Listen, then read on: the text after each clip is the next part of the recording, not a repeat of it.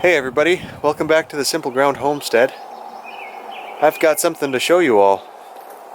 Audrey and I have been working our buns off to make big piles of dirt. We've actually just finished putting in our septic system and it's ready for the inspections. This is what it looks like. So here we have a gravity septic system that uses infiltrator panels, and we have 3 laterals that are 65 feet long. This has been a crazy project for us. One, because my backhoe only half works, as you all know. I've only had to repair it 2 or 3 times during this project. Plus, our space was so limited that it didn't fit very well. That was another thing. So we did a lot of hand shoveling to finish these off. Plus, I made a bunch of mistakes. I don't know how else to say it. The biggest mistake was the septic tank itself.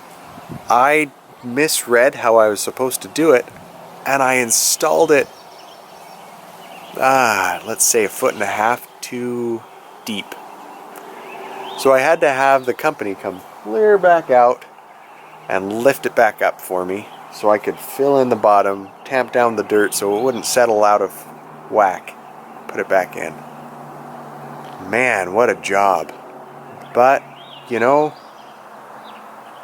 it was a great learning experience. There was a point where I threw my hands up in the air and I'm just like, hey, I'm going to hire somebody to finish it for me. And they quoted me $7,800. $7,800. Yeah. I was like, oh, okay, I'll fix it. Right? Anyway, I wonder if they quoted me high just to get me to kick my butt in gear and fix it, right?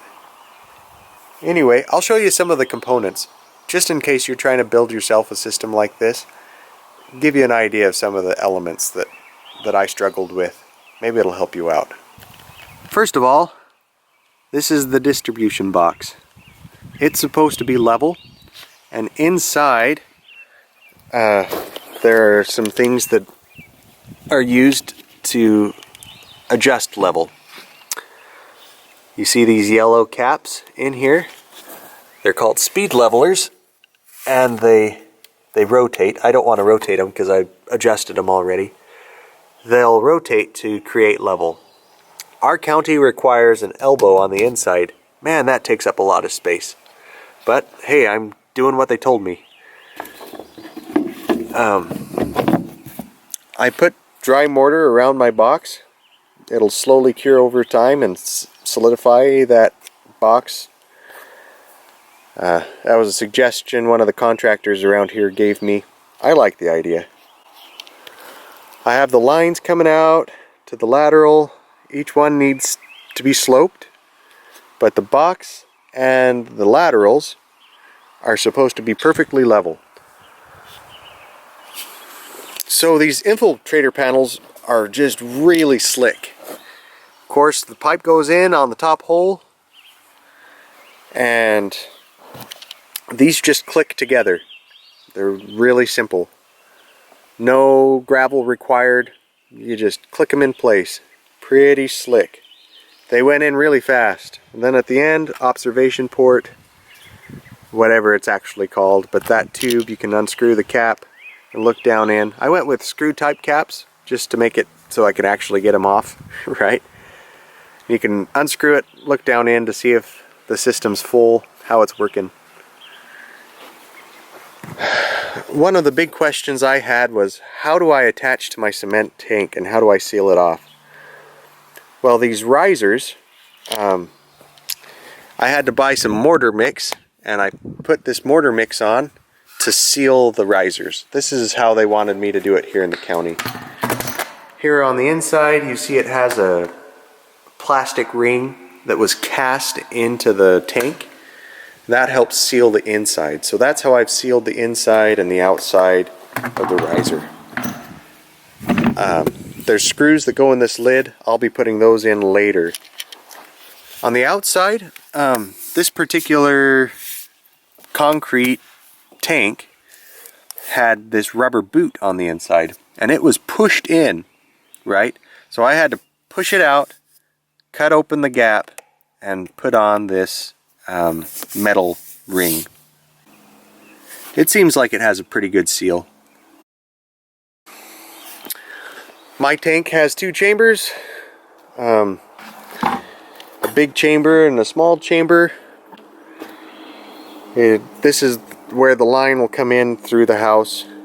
I'm not particularly prepared to poke the hole through the house yet, so I wanted to leave this open so I could get the slope right, do it all in one shebang there. It sounds like the inspector's only interested in seeing how I've connected it to the tank. So here I have a baffle that goes right inside there, and it comes on out. So all these infiltrator panels are supposed to be perfectly level. I've dug the trenches to be such. And another one of my issues, learning experiences, whatever you may call it, is that I dug these at their maximum depth instead of the minimum depth. So anybody that's done this a million times will look at them and say, man, those trenches are deep. Well, my maximum depth for my plan was 3 feet, and at the deepest point in each of these, they're 3 feet deep.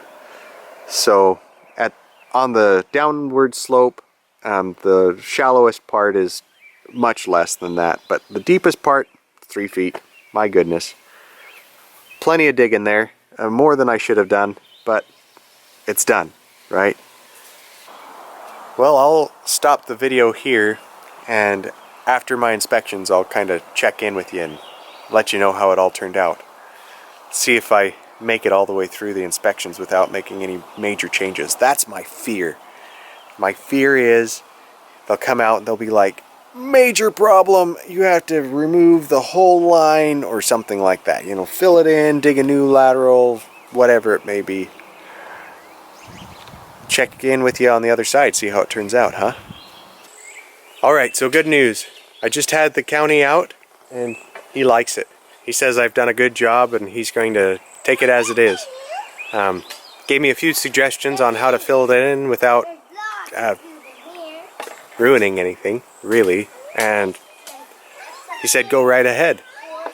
Hardest, awfulest, most nasty job that we have done so far. Nasty as in we just really didn't like digging this thing, is approved, and now we can begin to slowly fill it in until the engineer looks at it, and then I can just fill it in, grab that tractor and push dirt in. So woo, that's good. I'll keep you updated as we go. So the engineer came out, took all the measurements that he needed, and we've been spreading dirt now. I think we're going to call it good here for now.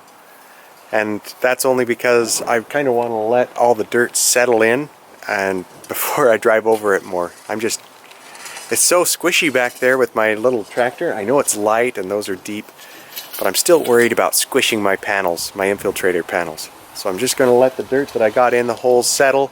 We'll fill in around the little extra places, and then here in a week or so I'll come back, see where they're low, and level things out the best I can. But man, we are so glad to have this thing done.